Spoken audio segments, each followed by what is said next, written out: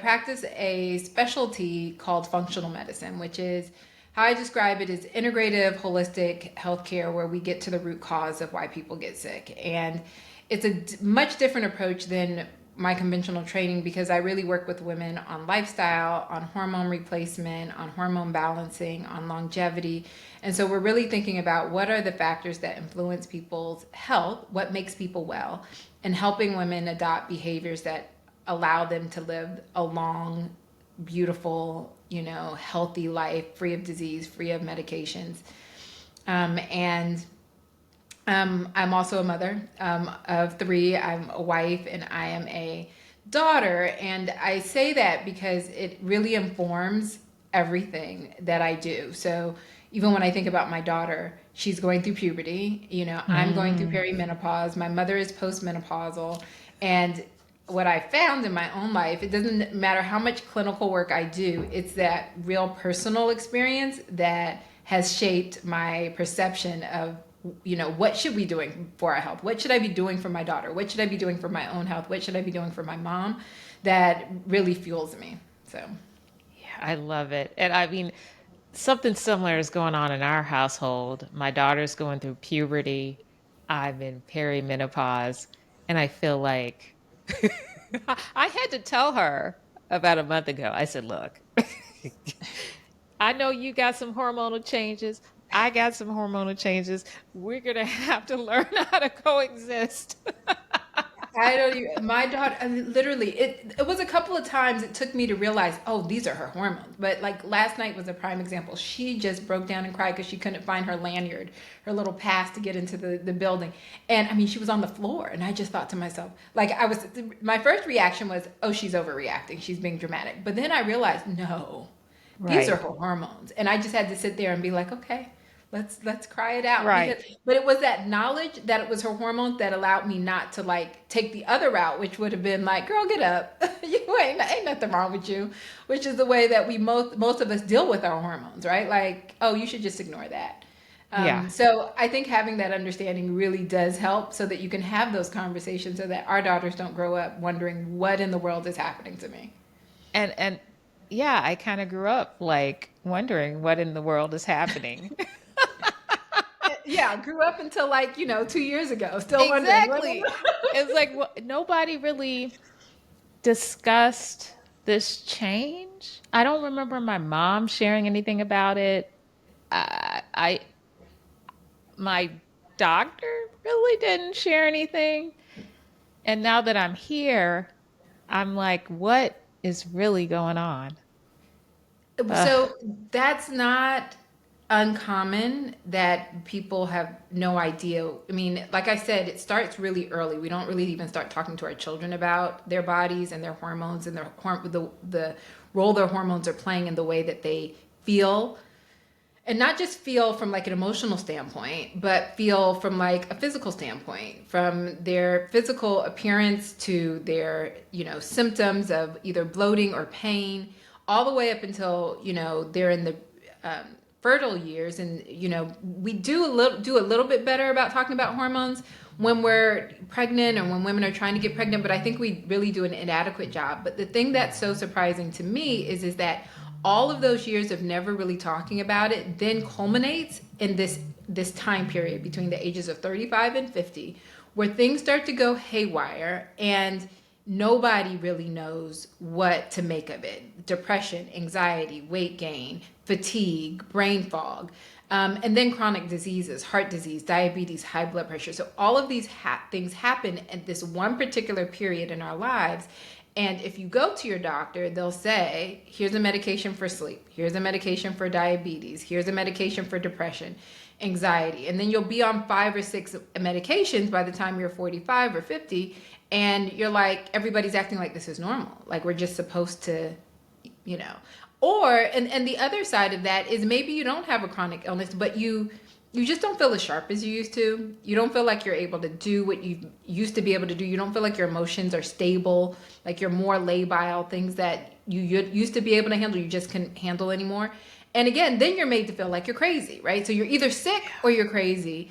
And it was this epiphany that I was like, oh no, we need to start talking about this, and we need to start talking about it to Black women because even though this space is a growing space, and it's, I mean, there are a few practitioners talking about it. Even where I got educated, it's mainly white spaces. And it was for Mm-hmm. me where I was just like, well, who's talking to us? Like specifically saying, Black women, this includes you.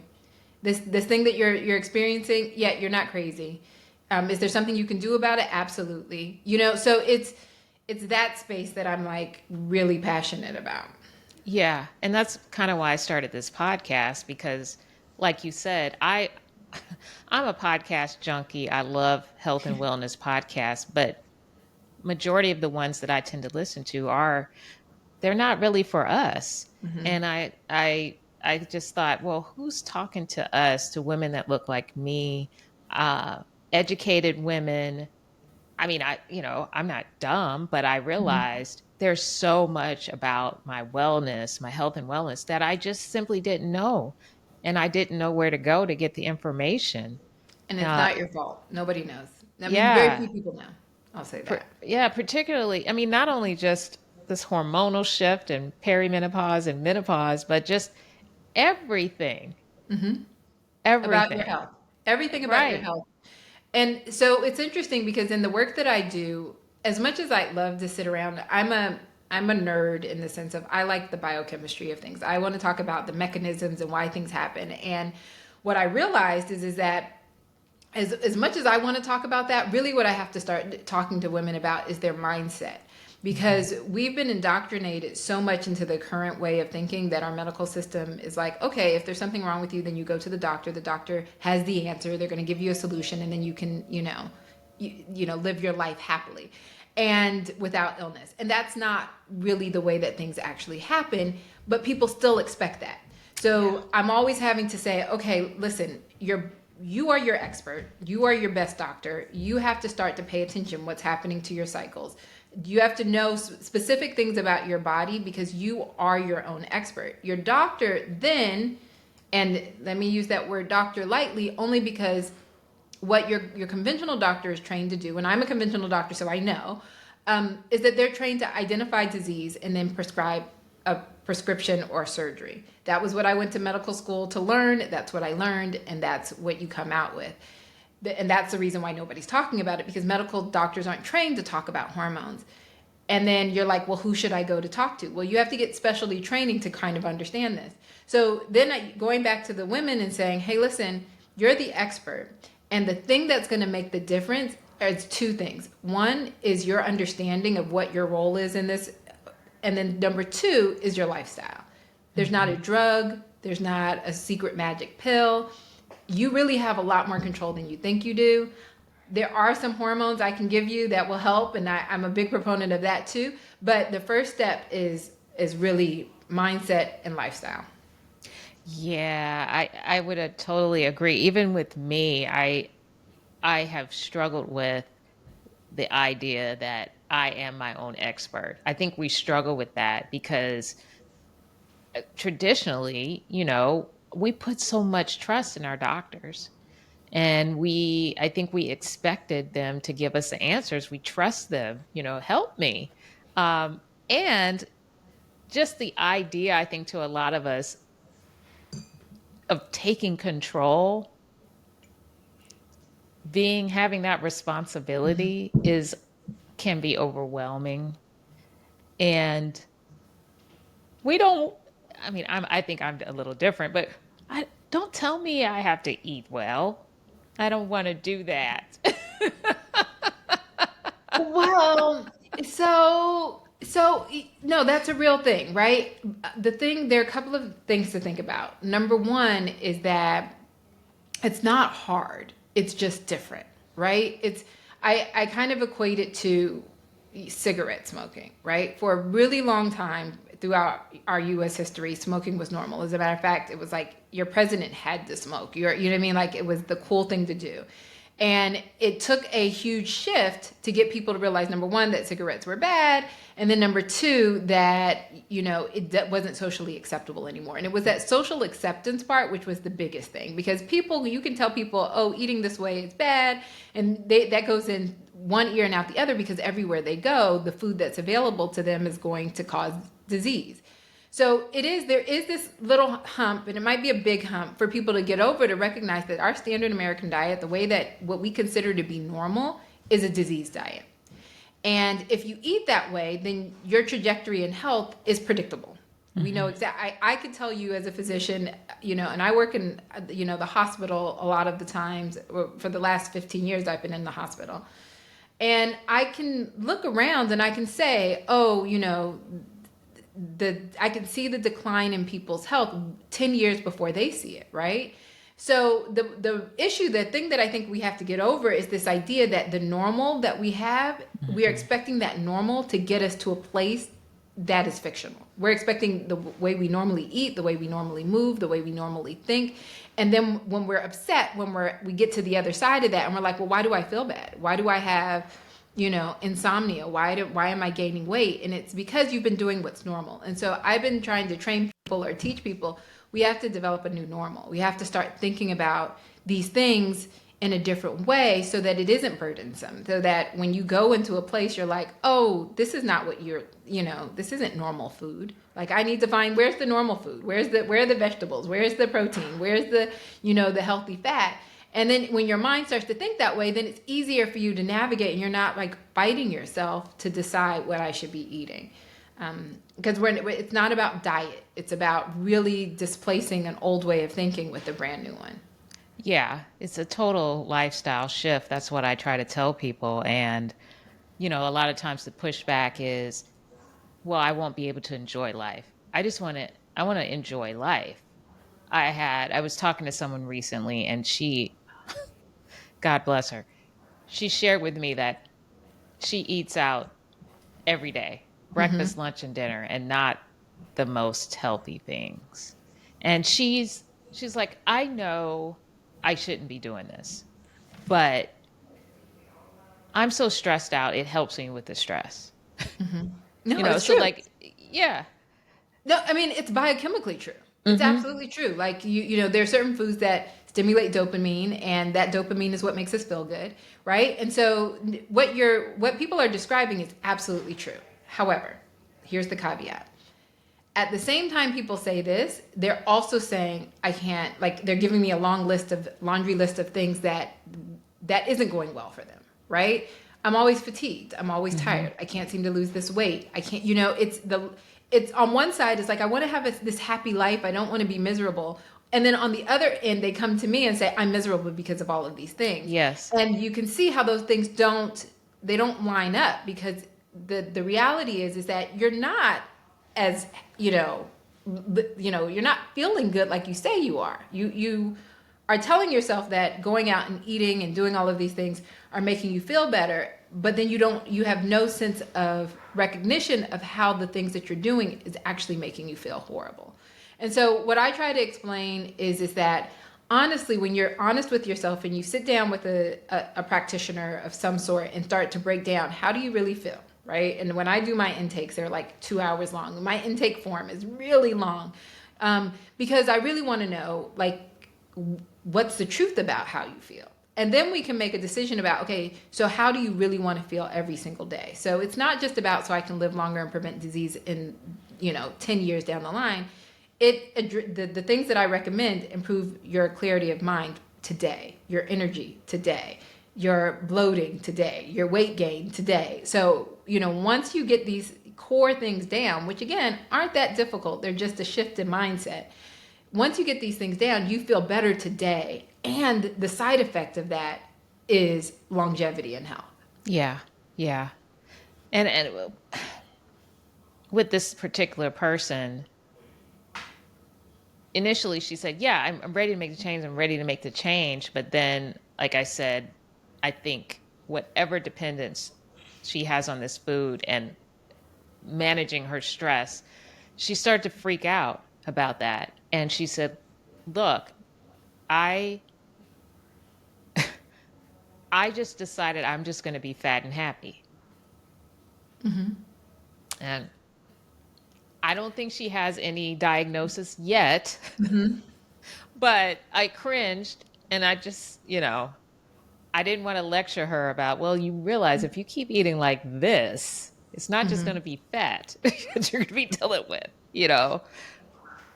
And so there are two ways to think about this, right? One, my default is to, I don't want to push anybody, Yeah. right? Like, I really require, like, even when to work with me, like, we do a discovery call, because the question that I have to know is, what is it that you want? And are you willing to do what it takes to get there? Because I can help you get there, but you have to want it, right? So even when people call on behalf of their spouses or their friends, Mhm. I'm always like, nah, they have to come, right? Yeah. So there's that piece of it. Like, you have to be ready to make the change. But then the other part of it is education, right? Like you said, like, okay, you rather be fat and happy, and that's a choice that that you're okay to make. But I would like you to, and this is where I take them on, I have this whole entire um, exercise that I do with them that looks at what your life looks like in 10, 15, 20, 30 years, depending on how old you are, and what you want your life to look like. And then we get to decide if you're going to get there or not, right? Because there's enough data for us to say, with about 85 to 90% certainty, if you say, listen, I want to live to be 85, I want to be able to get on the floor with my grandchildren and play with them and be able to tell them stories that I remember from my childhood, and to be able to, go fly and get on an airplane and be able to put my bags in the cupboard. And I want to be able to, you know, spend time with my friends and not be in a nursing home and not be in and out of the doctor's office. If that's where you want to go, we can absolutely, we can get you there. Like, it's not even a question. That is absolutely doable. But if you aren't willing to do the work, I can also tell you with almost pretty good certainty how not to get there, right? Yeah. Like, how to end up in the doctor's office, how to end up not being able to sit on the floor.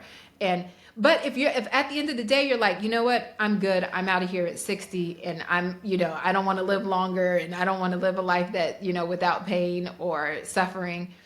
And some people choose that, right? I just want you to know that once you get to that point, it's so much harder to reverse than to be proactive.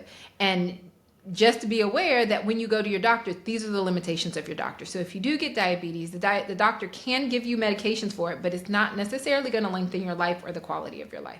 We'll get your blood sugar down. Yeah. So as long as we're all on the same page, right? I want you to make an informed decision. And that's all I ask of my patients is like, hey, listen, I want to get you to where you want to be, not where I want you to be. I love that approach. I never really thought about it in that way, but that's a good way. I mean, I personally, I've joked with people and said, I lift weights because I still want to be able to get up off the toilet when I'm like 80. So here's the thing. Okay, so this is a real thing that I think we need to, like, verbally. I don't want to jump over this. If you want to be able to get off of the toilet and you're 85, it's not going to happen if you're not intentional about it. Like, your bodies, as women, our muscle mass decreases every single year. Our testosterone level decreases every single year. That is a natural part of aging. But let's not get that confused with your ability to counter that, right? So if you want to maintain your muscle mass, if you want to be able to stand up and walk without pain, it requires you to resist. I was going to use the word fight, but I don't want to say that. It's not a fight.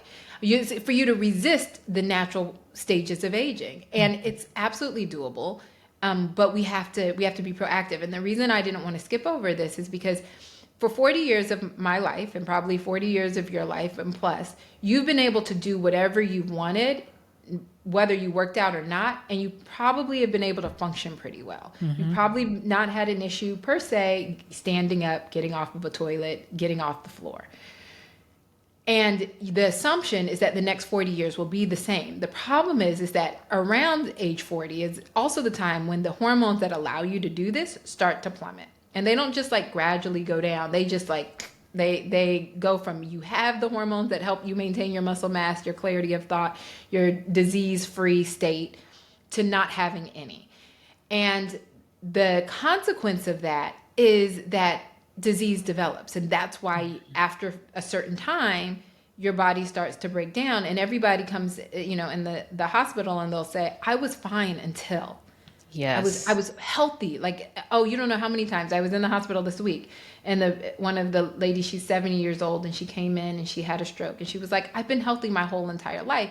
And what I wanted to say is, no, you haven't, because if you had been, you wouldn't be in here. It took 20 years for you to have this stroke. It Hmm. took 20 years, and I could have told you 20 years ago, this is what we do to prevent the stroke. But you were living your life and you weren't being intentional, and it's not your fault. But that's what I want people to know is that this your health is predictable. You know, we can see how these things are going to pan out based off of the way you live your life, the foods you eat, how you manage stress, you know, how you move, you know, the community you're around. You know, I have 7 specific things that I focus on that are modifiable, that if we start to address early, it's not hard. It's just gradually getting better day after day instead of getting worse day after day. Okay. Okay. And I do want to ask you about the 7 things, but I had another question. Yeah. Okay. Because we started talking about this hormones, and I don't, God, it's so overwhelming to me. And I think to a lot of women who are kind of in that space where I am, perimenopause. I mean, I'm over 40, but so I'm probably on the later end. We don't understand what's going on. I don't think doctors have really told us what's going Mhm. on. We don't know about like this whole hormone replacement therapy. I remember recently having a discussion with an aunt of mine. She's about 70. Yeah, she's 70. And she told me she had hormone replacement, I don't know how many years ago. And it didn't go well for her. And she just looked at me and said, don't do it. But then I'm hearing, a Mhm. lot of discussions, podcasts, or whatever, encouraging women to try it. And now that I'm in this space where I could probably use some help, I'm just confused. Like the Yeah. information is all over the place. So, anywho, can you just chat with me a little bit about hormone replacement therapy? Uh, Absolutely. And we're going to take a little quick history lesson. So Okay. before 2002, everybody, all women, just, 80% of the market was hormone replacement therapy for drugs. And because we knew that hormones decreased as we got older and that women were having hot flashes and insomnia, and we were like, okay, when you hit menopause, go on hormones. Hmm. In 2002 was the release of this study called the Women's Health Initiative. And I won't go into like the details of this study, but what we found was that it was stopped early because of fears of increased rate of breast cancer. The Hmm. study wasn't even looking for breast cancer per se, it was looking for its relationship in heart disease, but nonetheless, there was this trend towards breast cancer. And after the data was really pierced apart over the last 20 years, we found out that the data was inaccurate. And there are lots of good reasons why I can go through, but we won't spend a whole lot of time. But just know that if you look at any of the data since that study came out, you'll see why so many people are challenging the results of that study, because it actually did not show that the rates of breast cancer went up. It had to do with very specifically the types of hormones they were using, the route of administration that they were using, as well as some funny business with the way that they were looking at the numbers. With that being said, the past 20 years, people have been saying, well, women are suffering. Why aren't we putting people on hormone replacement therapy? And the standard for all physicians was no, hormones cause breast cancer. And so if you talk to any physician out there who has not looked at the subsequent studies since that study, they're all going to say no, hormone replacement therapy causes breast cancer. So that's why nobody's talked about it, is because been this big fear. And so that's why I say you had to get special training or understanding of, number one, the Women's Health Initiative, but also the studies that came after it to fully understand. So let's fast forward to current day. What we're seeing is a lot of people saying, listen, because of what we know about the study, if we don't give estrogen in the same way that they gave it in that study, which was orally, if we give it topically, if we give it with progesterone, and this is a controversial topic to give or not to give with progesterone, but if we give it with oral progesterone, and then also even more new is adding testosterone in there for the purpose of muscle strength and other benefits, sexual libido, etc. then women should at least be given this offered and told what the risk and benefits are so that they can make informed decisions, right? Because women are suffering. And so now we're in this place where if you know a little bit about hormones, you can now start to talk to your doctor about it. It's not as taboo, but you'll still find a lot of doctors who are like, no, I'm not giving hormone replacement therapy. So what I usually tell people to do is find a doctor who's been trained in hormone replacement therapy. Now, and there are two separate camps. There are probably more than this, but two main camps. You have the Menopause Society, which has pretty, they're the standard, right? So we all doctors, they follow sort of a society, and there's the Menopause Society, and they have recommendations about how to prescribe hormones. I was trained under functional medicine and anti-aging medicine, and they have a slightly different approach. And the difference oftentimes has to do with bioidentical hormones. It might have to do with using compounding pharmacies or not using compounding pharmacies. I do sort of both. I'm kind of a splatter between the Menopause Society and functional medicine. But any doctor who's willing to talk to you about hormone replacement therapy, I think you need to be. So the last piece I want to say about this is, when, should you even go? Like, what if you're, in two cases, should you even go and talk to your doctor about it? And my answer is always going to be absolutely yes. There are too much data that suggests that having hormone replacement therapy within the first 10 years of menopause has significant outcomes on not just quality of life, but length of life. So because of that, this is why I'm so passionate about it, because I want particularly Black women to not be late to the party here. I don't want us to be 10 years later, and now that the Menopause Society or now that conventional medicine has jumped on the bandwagon, that now is the only time, 10 years or 20 years from now, that us as Black women are made aware that this is an option for us.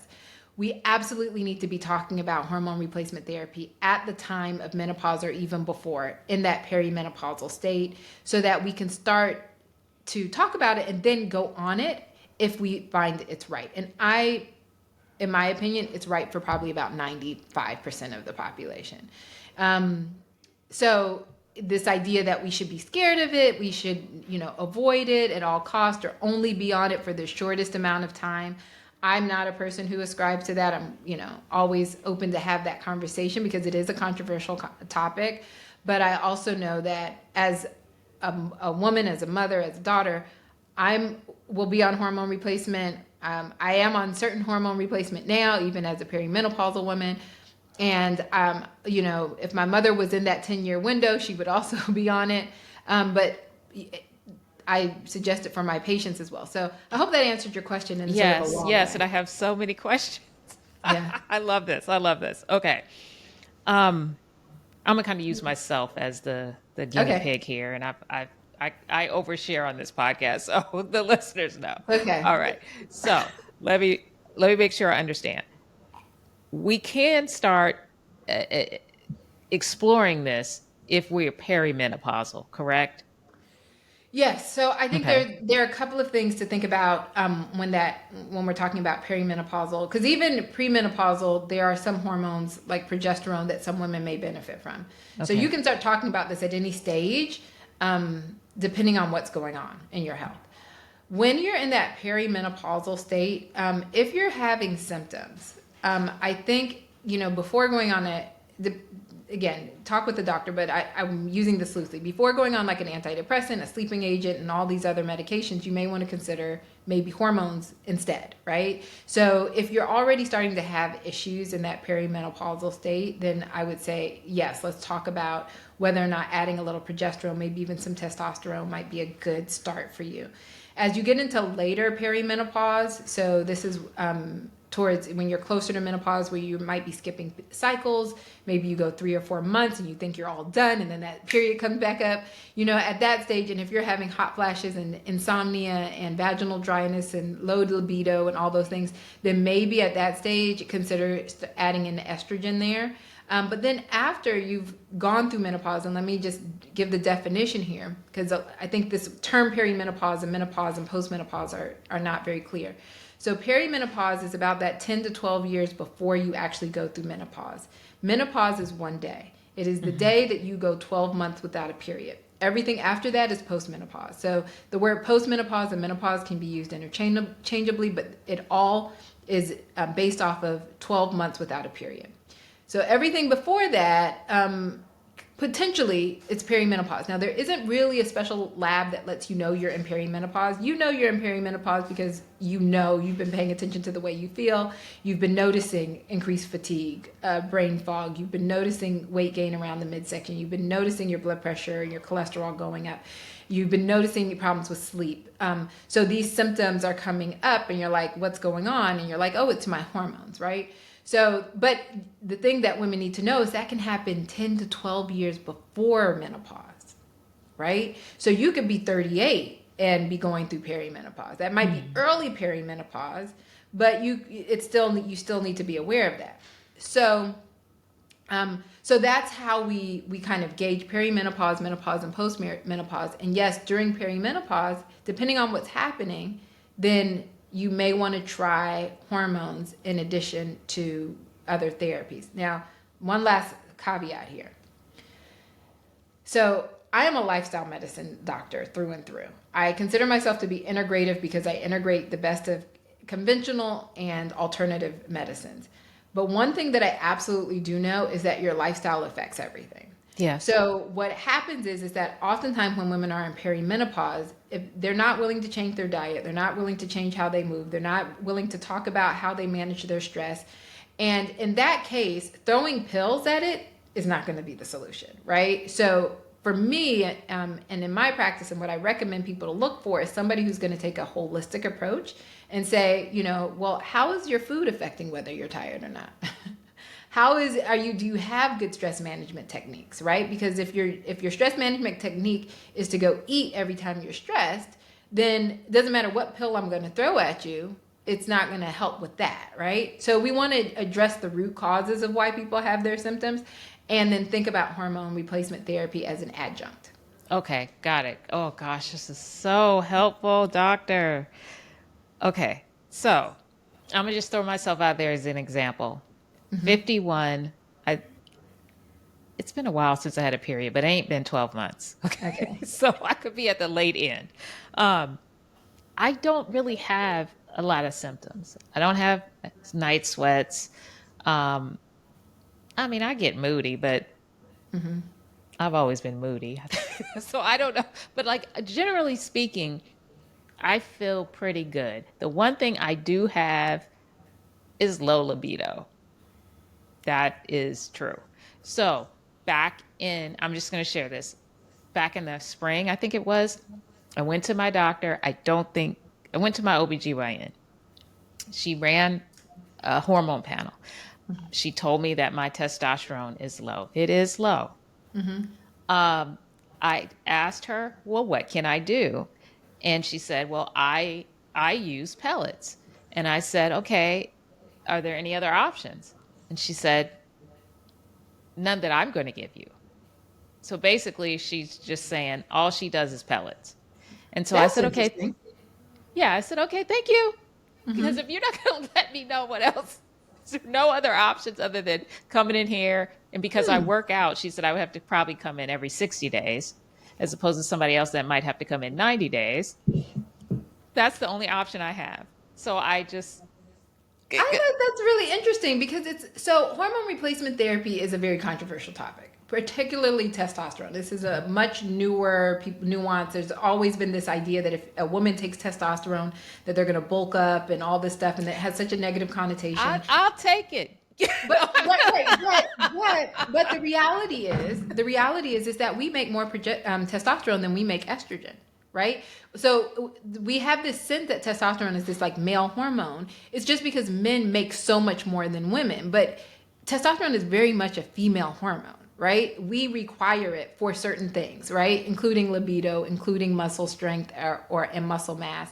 And not necessarily to bulk up. I'm a very thin woman. I'm never going to be Right.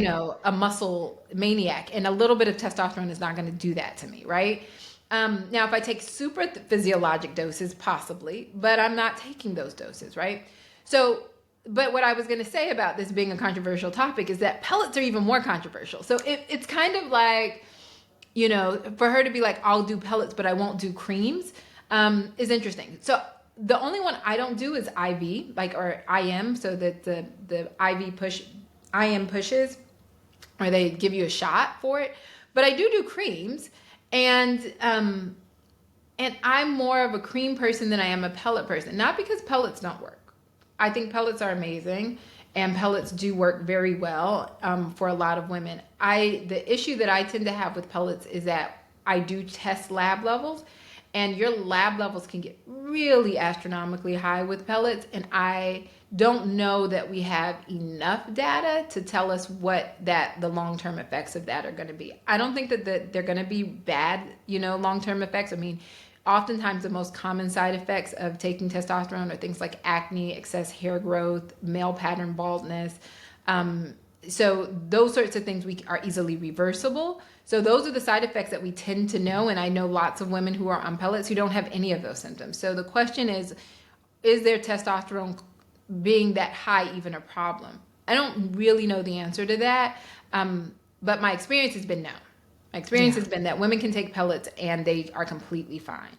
So I do recommend pellets for some women. I just don't do them because I'm a virtual practice. But as far as topical goes, I think a lot of women get a lot of relief with just the topical. And so it's like, do I need to push their testosterone levels to these, over 100? Or can I get them between like 50 and 80, which is still what a lot of people would consider to be high. But that's where I try to get women between 50 and 80 with their levels. And you can do that with the cream just fine. So with that being said, for your situation, the other option for you would be a cream. I wouldn't be opposed to you doing a pellet if you really, were like, I really just want the ease of a pellet. But if you were saying, I don't want to quite go to a pellet yet, maybe start off with a little lower dose, then a cream is a great place to start. And I think that, most women are low in their testosterone. And if you are symptomatic on top of that, then yeah, absolutely treat. Yeah. I mean, like I said, the biggest symptom I have is low libido. Um, but I just didn't, I felt like, and I'm just going to be honest, I ain't going to say her name. I felt like her only option being pellets was because she would make some money from those pellets. I It's could be. probably no. So okay, I have a whole, and I don't want to get on a digression here, but I often hear people talk about like doctors like trying to do things to make more money, and it's really not true. I mean, there Okay. are some scenarios, but like it's just like doctors really don't make more money doing certain things. Now, for me, I don't take insurance, so I'm a cash practice. So yes, I run my practice like a business, and obviously I need to be able to make a profit to be able to keep doing what I do, and that's. But I make a lot less than if I were to go work in a hospital, right? So it's not like I'm gorging or surging my prices to make this astronomical amount of money. And so oftentimes I find that people make decisions based off of their comfort level. So what I hear when she says that is not to think the worst that she's trying to gorge you for profit. I'm thinking she's comfortable with pellets. That's what she likes to administer. That's her experience level. Why push her out of her experience level, right? And so I think for a lot of women who want pellets, it's great. And if you don't want pellets, you find somebody who's willing to write you a cream, right? So I think that that's really the easiest way to explain that. I think in my Okay, I'm glad I brought that up because I mean, she's been my OBGYN for a long time and I was really disappointed and I was thinking, gosh, I got to switch. But I don't necessarily have to switch. I just need to find someone who is, because I would prefer to start with a cream, yeah. honestly. I don't want the pellet. So I just need to find someone else. Maybe I found that in you. So I'll be giving you a Yeah, I mean, call. I think here's the other thing. Here's the other thing about it. And I believe this about all medical practice. You have to find a team.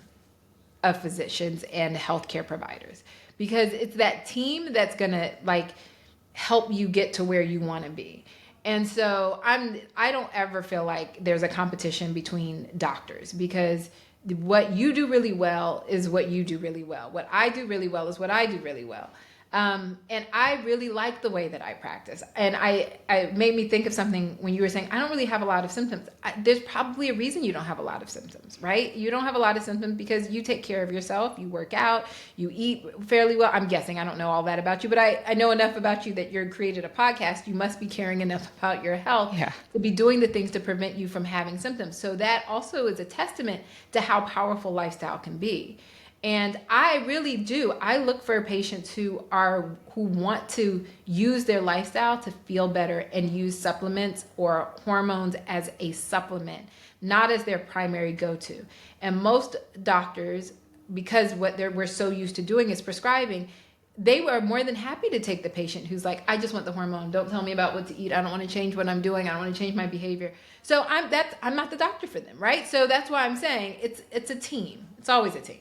Okay. That is great. I'm glad I brought that up. Okay. So, and just so I'm clear, the 10-year time clock starts ticking once you hit menopause. Yes. Okay. Because I had heard that before, but I was confused. I thought it was the 10-year clock started when you were in perimenopause. No. Once you hit menopause, and there's a couple of studies that say that your risk of cardiovascular disease goes up after 10 years. But if you get a coronary calcium score, let's say you are 10 years past menopause and you're like, oh, I really wish I was on hormones, then, there are some things that you can do to evaluate your risk of coronary disease or heart disease, and then maybe still go on hormone replacement therapy. But again, there's just not a ton of research. So a lot of what doctors are doing is basing it off of clinical experience and the amount of data that's out there. So with any of this that I'm talking about, number one, you've got to talk to your doctor about it or your prescribing physician about it. You got to talk about the risk and the benefits. You got to talk about the efficacy of the data, right? Like everything that I do isn't FDA approved. Everything I do isn't certified by the Menopause Society. And it's important that we talk about what that means, right? And this is important when you talk to any physician. It's important for you to understand what the risk and the benefits are. And I bring that up because there's this big controversy about whether or not hormone replacement therapy helps with brain health, whether it actually prevents heart disease, whether or not it helps with other chronic illnesses. And I'm of the belief that they do. Like by being on hormone replacement early enough actually will reduce your risk of coronary disease, may improve your risk of for dementia. And there is no real solid evidence to give me a foundation for me to say this is conclusive. Mm-hmm. But there's enough data to say this is likely, and that we'll probably find out the answer to this in the next 10 to 15 years, maybe 20 years, but they're never going to study it. They're never going to do another women's health initiative to look at these factors because it was so expensive. And so we have to make clinical decisions based off of the available data and take risk when the risks are worth it, when the benefit outweighs the risk. So that's why these topics can be a little controversial, but we can still make informed decisions based off of the data we have. Okay, great. Oh, I love this conversation. Now, I got to be respectful of your time, but doctor, I wanted to ask, is there anything that you wanted to share that we haven't discussed at this point? Well, no, I do. So I want to talk about the 7 things. Yes. Thank you. And the reason I want to talk about, because I want people to know what they can actually do to improve their health, right? Okay. So I created this thing called the People's Life Prescriptions. And I say that because I prescribe health. Usually you go to the doctor and it's like we're prescribing prescription medications or surgery. But if you are interested in being prescribed health, how to be healthier, how to maintain health as you age, you have to hit the modifiable risk factors. Now there are more than 7, but these are the ones I think are most potent and cover the most amount of things. So the first one is called personal life. That has to do with your intention. A lot of time people think this is very woo-woo and it's like, oh my gosh, I have to change my mindset. It's actually very important at a biochemical level. Everything I tell you is always going to be something related to biology or chemistry. There's like a good biologic explanation, even though it sounds like, how does how I think impact my weight? It absolutely does. You're just going to have to trust me that I know the research on this. But so intention is really important. So that's personal life. The second one is food life, and it's not just about calories in. It has to do with nutrients. It has to do with the foods that you eat, the foods that you don't eat, and the timing of when you eat. The next one is fit life. Fit life is all about fitness, but not in the way that you might think. It's really about movement, right? So how much are you moving? If you sit on your butt all day and then go to the gym for the hour, you're going to have worse health outcomes than somebody who doesn't go to the gym but moves all day long. So you have to understand that. And then as we get older as women, we have to understand that what we need to do for our fitness changes as our hormones change. So the same workout that you did when you were 20 is not going to work when you're 50. You've got to be able to understand that. And we as a medical field are just beginning to understand it. So if you're going to people who are like, oh, like, you just need to train the same way that the 20-year-old trains. They don't know the new research, and it's not their fault. It's really new research. We're just starting to research women in this way. So the next one is sleep life. This has to do with sleeping and creating a sleep regimen, understanding the impact that sleep has on your weight, on your mindset, on your stress levels, your health, all of that. The next one is resilient life. That has to do with stress management. Now, this is another thing, because oftentimes people think, oh, there's nothing I can do about stress. Stress is around me and there's nothing I can do. But you have to think, as a mother, I think, oh, am I teaching my kids skills to be able to manage stress in their lives? Most of us aren't. Most of us weren't, right? But if you think of other cultures, a lot of cultures, Indian cultures, Chinese cultures, like they teach skills as you're a young kid on how to manage stress so that stress doesn't always overwhelm you. Now, that's not universal. I'm not going to That say every, is, but yeah. the idea that there's nothing we can do to help us manage stress just isn't true. And it's not stress on necessarily a pie in the sky. I'm talking again about biochemistry. I'm talking about cortisol levels. I'm talking about estrogen and progesterone and testosterone. I'm talking about how do you actually address your nervous system in a way that benefits your health. So stress resilient life is really about that. The next one is going to be detox life, and this is a topic that doesn't get talked about enough. It's about the toxins in our environment. Again, this is one of those things that we cannot completely erase from our experience. It's like we're going to be exposed to toxins, but we do know that, particularly for Black women, that our beauty products are full of toxins that lead to things like fibroids and endometriosis and cancers. And so really talking to Black women about, like, what are you actually using on your skin? What are we doing to our hair? What are we doing? And understanding how those toxins affect our overall health. And then the last one is community life or connected life. And that is really about the people you're around. And if you don't think that that's important, we know that loneliness increases your risk of overall death by up to 50%. So if we're really thinking about how do I live a long, healthy life, who you surround yourself with is going to be really important. And so those are things that you have control over. Doesn't require a doctor's prescription. But this is what I found it does require. It requires support. Like, it's one thing for me to tell you what to do, but it's another thing for you to actually go home and implement it, and to be able to navigate as you're trying to make these changes. Because the changes in the beginning, they can seem overwhelming. They can feel like, oh, what am I supposed to do? And what did TikTok say? And somebody on Instagram said this, and then wait, so my best friend told me not to do that, and you're going to get unhealthy if you do this. There's so much fluff in the environment that really being able to say, okay, this is what I'm going to do. I'm going to see how it affects my body because I'm the expert on my body. And then I'm going to make a decision on how I'm going to incorporate this lifestyle behavior moving forward. And how can I make it something that's natural and normal for me to do and not a burden or tiresome? That is the heavy lifting. And so that's where I try to say to people, find a community. It doesn't matter if it's working with me or if it's working with your health coach or wherever, but you need to find a community that's going to help you get there, because we got to get there if we're trying to get the results, right? I love it. All seven of those things are things that I like to focus here at the Go Hard Chick podcast. I say we focus on the 8 pillars of wellness, but everything you named are things that are important and that I try to encourage the listeners to, we got to work on, you know? So I love that. Thank you, doctor. But before you go, I want you to share with the listeners, how can they find out more about you? Maybe they want to, maybe they need some help and they want to come and hire you for your services, or they want to follow you on Instagram. How can they learn more?